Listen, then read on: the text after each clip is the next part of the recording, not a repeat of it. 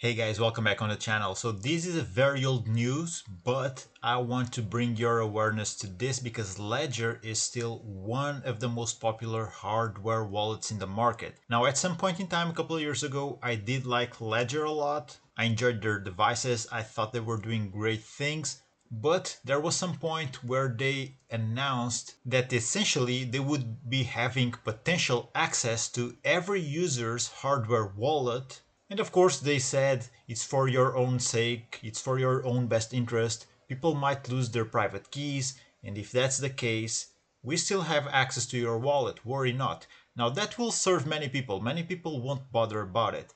But to me, and not only me, many others likely, that was the red flag in order to stop promoting Ledger and using Ledger. And this article, while over 1 year old, it still adds upon that and shows you how Ledger live tracks and sends all user information to outsourced data harvesting service. So it's a quick read, we're gonna go through it. And this doesn't apply just to Bitcoiners, okay? Because Ledger has hardware wallets that do support other cryptocurrencies. And if they're doing this, which they are, I don't want to do business with them and I don't want to rely the safety of my assets with them. Cryptocurrency, Bitcoin for that matter, created cryptocurrency for the sake of everyone to be able to self-custody their assets. And if you're using Ledger, that will not be the case because they have access to your device. And also on top of that, they are tracking and sending out all user information by default.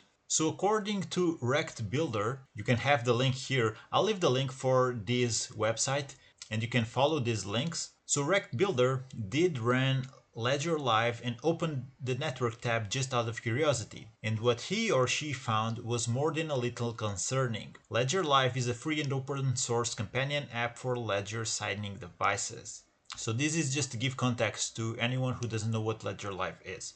So the application phones everything about your device and your funds to an outsourced endpoint at this website, and that's not even a Ledger endpoint.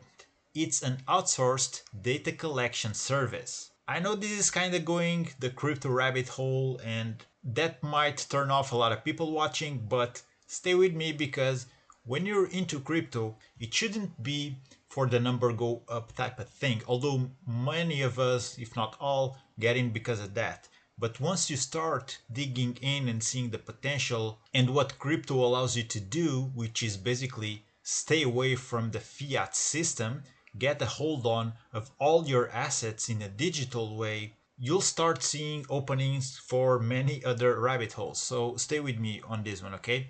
As if that weren't bad enough, the submitted payload also contains a user ID and write key, which probably identify your device uniquely, along with tons of other data like device model, how much space you've used, and your operating system version and so on. The tracking code is too structural to be just counting users and downloads, like regular apps do.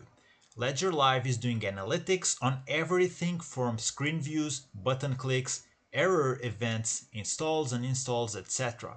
It's basically tracking everything. Anything you do on that app gets tracked. According to the post's author, Ledger Live started its intensive user tracking campaign with its V1.2.0 release, which occurred on December 3rd, 2019. Again, there's a link for that here on GitHub. Apparently, that's when user tracking was switched to opt-out instead of opt-in by default for all new installations. So this is a Twitter post from a very known profile, BTC Sessions, and they're saying, LOL, holy shit, if you have a Ledger, you should at least stop using Ledger Live. Switch to Sparrow Wallet ASAP. Sparrow Wallet is a very popular Bitcoin wallet. Then consider getting different hardware when you got the funds. So that itself, for me at least, it's a reason to not trust Ledger anymore. They lost complete trust and credibility.